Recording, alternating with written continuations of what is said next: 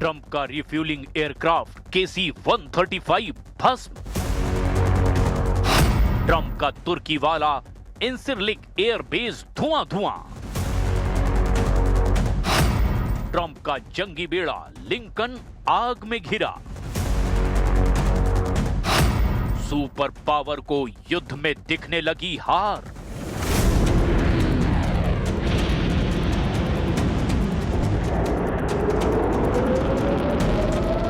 Iran ने जबरदस्त हमलों से 13 वॉर जोन में बढ़त बना ली है।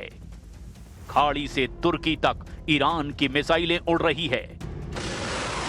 समुद्र में ईरान की बारूदी सुरंग फट रही है।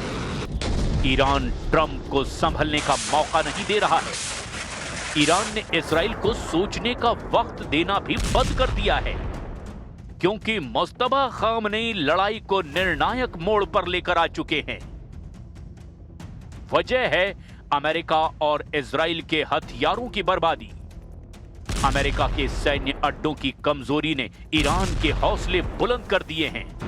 अमेरिका के सबसे कुख्यात जंगी हथियारों की हवा खराब हो चुकी है। ट्रंप के 4 जंगी लड़ाके युद्ध में बेमौत मारे गए हैं। ईरान से लड़ाई शुरू होने के बाद ट्रंप के 3 F-15E स्ट्राइक ईगल्स कुवैत में ढेर हुए। इसके बाद सबसे बड़ा चौथा झटका अब इराक में KC-135 टैंकर बोइंग 707 एयरलाइनर को क्रैश से लगा है, जिसमें अमेरिका के 4 सैनिकों की मौत हो गई है। सिर्फ इन 4 हादसों से ट्रंप को करीब 1200 करोड़ रुपए का घाटा लग चुका है। यह नुकसान कई गुना ज्यादा हो सकता है, क्योंकि अमेरिका ने कई हथियारों की तबाही को गुप्त रखा हुआ है। इराक के आसमान में 2 एयरलाइनर उड़ रहे थे। उनमें से एक जलकर राख हो गया, दूसरा बच गया। लेकिन ईरान के सटीक हमलों से अमेरिका के जंगी बेड़ों को बचाना अब मुश्किल लग रहा है। ईरान के इस्लामिक रिवॉल्यूशनरी गार्ड ने दावा किया कि उन्होंने अमेरिका के कैरियर लिंकन को मिसाइलों और ड्रोन से दहला दिया है। ईरान ने यह तक कहा कि उसके हमलों से डरकर लिंकन भाग खड़ा हुआ है। रिवॉल्यूशनरी गार्ड ने बताया कि लिंकन को समुद्र में ईरान से 340 किलोमीटर दूर निशाना बनाया गया। प्रेस टीवी पर जारी बयान में जंगी बेड़े पर हमलों का क्रेडिट ईरान के पवित्र पैगंबर के केंद्रीय मुख्यालय को दिया गया। हालांकि अमेरिका ने ईरान के हमलों की पुष्टि नहीं की, लेकिन ट्रंप की टेंशन तुर्की में बढ़ गई है, जहां ईरान ने सबसे घातक हमला शुरू कर दिया है।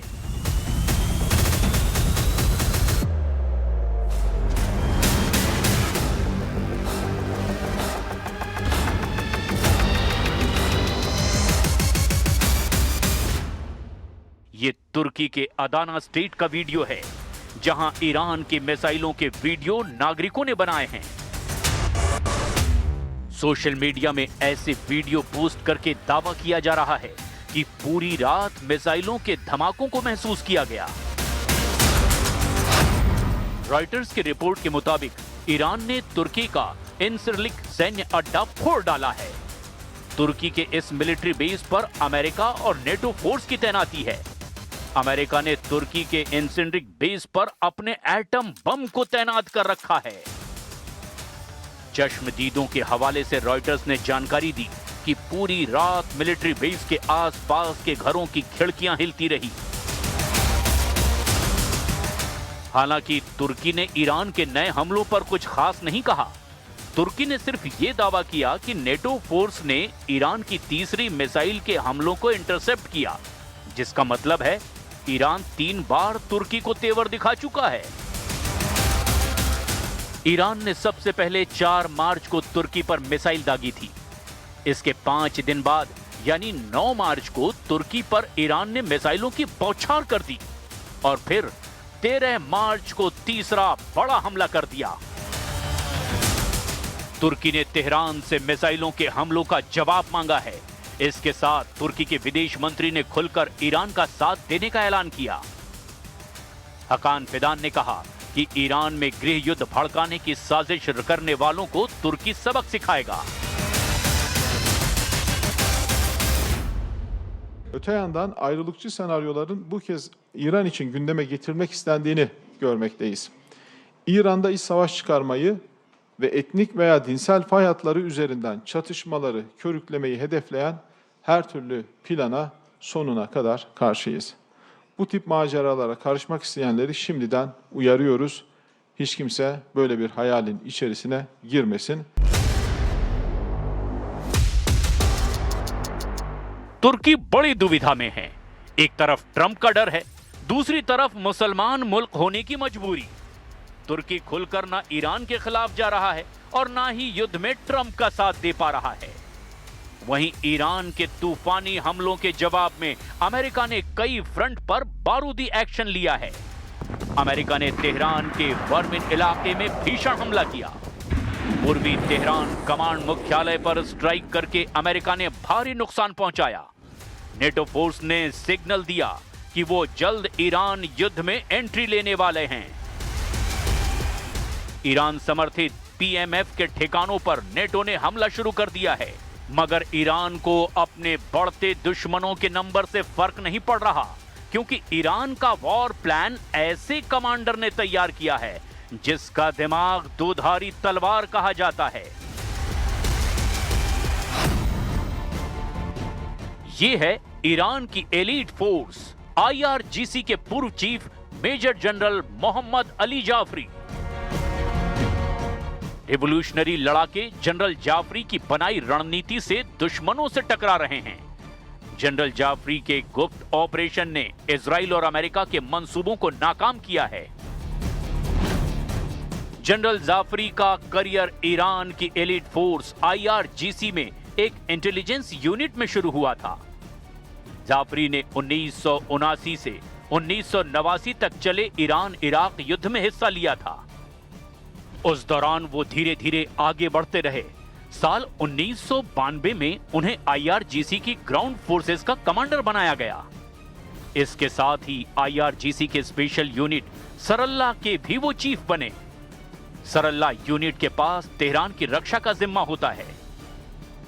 साल 2005 में जनरल जाफरी आईआरजीसी के सेंट्रल फॉर स्ट्रेटेजिक स्टडीज के डायरेक्टर बनाए गए। 2 साल बाद साल 2007 में जाफरी आईआरजीसी के कमांडर इन चीफ बने। उन्हीं दिनों जनरल जाफरी ने मोज़ैक डिफेंस के वॉर प्लान पर काम करना शुरू किया था, जिसकी सीख जनरल जाफरी को इराक अमेरिका युद्ध में मिली थी। तब अमेरिका ने सिर्फ 28 दिन में सद्दाम हुसैन को उखाड़ फेंका था। सद्दाम के खास कमांडरों के सफाई के बाद ही युद्ध का फैसला हो गया था। फिर अमेरिका ने सद्दाम को पकड़कर फांसी पर लटका दिया था। लेकिन जनरल जाफरी ने तय कर लिया था कि वो इराक की तरह ईरान को ढहने नहीं देंगे। इसीलिए जनरल जाफरी ने आईआरजीसी के 31 कमांड बनाई, जो खुद अपना फैसला करती है, जिन्हें गुरिल्ला वॉर का हुनर सिखाया गया। यही छापामार लड़ाके अब ट्रंप का सिरदर्द बने हुए हैं। मिडिल ईस्ट में तनाव चरम पर है। हमारा वॉर रूम भी तैयार है। चलते हैं मेरी सहयोगी शिवांगी के पास, जो ज्यादा जानकारी देंगी। शिवांगी।